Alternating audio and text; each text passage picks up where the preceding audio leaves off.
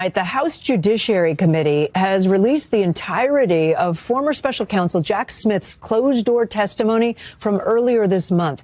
The 255-page transcript and 8-plus-hour-long video shows Smith answering questions about his decision to bring charges against the president for allegedly trying to overturn the 2020 election, revealing Smith's plans for a trial and possible additional charges against alleged co-conspirators. Listen.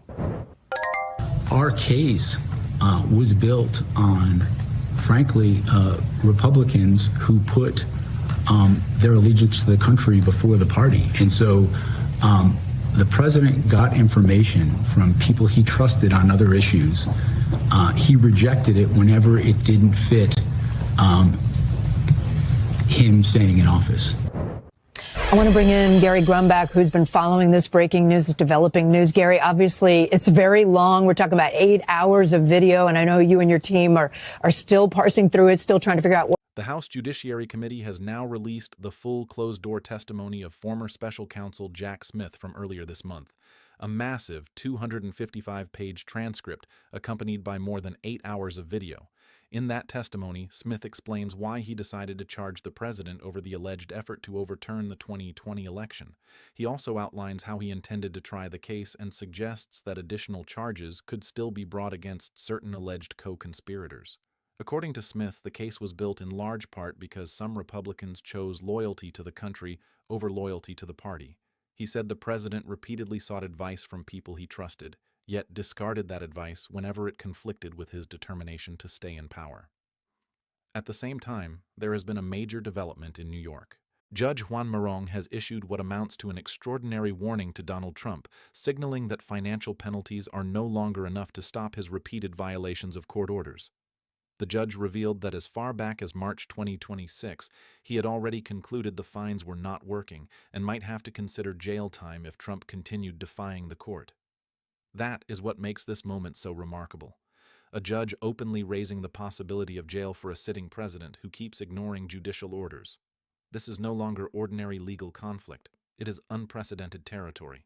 So a lot of it, what we have in here is stuff we knew, because Jack Smith did write hundreds of pages of a final report before he left his post as special counsel. One of the biggest things is that he believed he had enough evidence not only to bring charges and to try, but to convict Donald Trump on obstruction of the electoral count on January 6th. That is a very significant point. He also believed he had enough evidence to convict Donald Trump on the classified documents case down in Florida. The other big point I think that is important making here is that he believed that there were multiple people around Donald Trump, and he says he has evidence of this. Jack Smith also testified that his investigation pointed to several people in Trump's orbit, and he said he had evidence to support that conclusion. At the same time, the warning coming from Judge Merchan is extraordinary. Judges do not casually raise the possibility of jailing a sitting president, so the fact that he is even considering it shows how serious Trump's contempt has become. Trump has repeatedly violated the gag order in the New York case, been held in contempt multiple times, fined again and again, and yet continued the same behavior. Instead of changing course, he has treated the penalties like a routine expense. That is exactly why the judge is now signaling that financial punishments may no longer be enough. In most cases, courts move step by step. Warnings first, then fines, then stronger sanctions if nothing works. Jail is usually the final option. So, when Merchan suggests incarceration may be necessary, it means Trump has pushed the court to the edge of its patience. This also fits a wider pattern. Across several cases, judges have become increasingly frustrated with Trump and his legal team, finding contempt, issuing injunctions, and accusing them of delay, bad faith, or open defiance of court authority. What is at stake here is bigger than one gag order. If a president can ignore judicial orders and simply pay small fines without changing his conduct, the authority of the courts starts to weaken. That is why this warning matters so much. It is not just about punishing Trump. It is about preserving the rule of law and making clear that court orders are not optional, even for a president.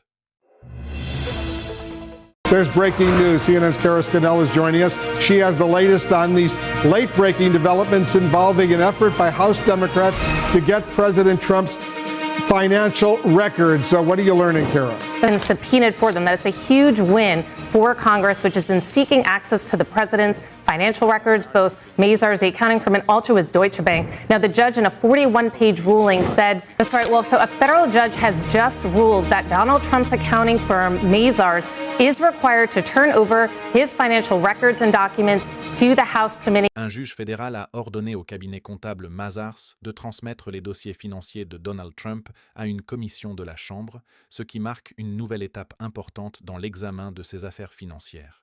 En parallèle, le procureur spécial Jack Smith aurait remis des déclarations sous serment ainsi que des documents internes qui, selon cette version des faits, rapprochent Trump de décisions sensibles liées au retard de l'opération concernant l'Iran et au contentieux pour outrage au tribunal dans le dossier des expulsions vers le Venezuela. À cela s'ajoute l'intervention de la procureure Sarah Matthews qui aurait présenté un enregistrement audio datant de 2019 où Trump adresserait des menaces à de hauts responsables du Pentagone.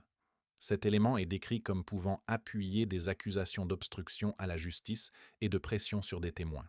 Matthews aurait en outre soutenu que cette manière d'agir rappelle certaines méthodes déjà évoquées dans le dossier Epstein, ce qui renforce la gravité politique et judiciaire du récit présenté.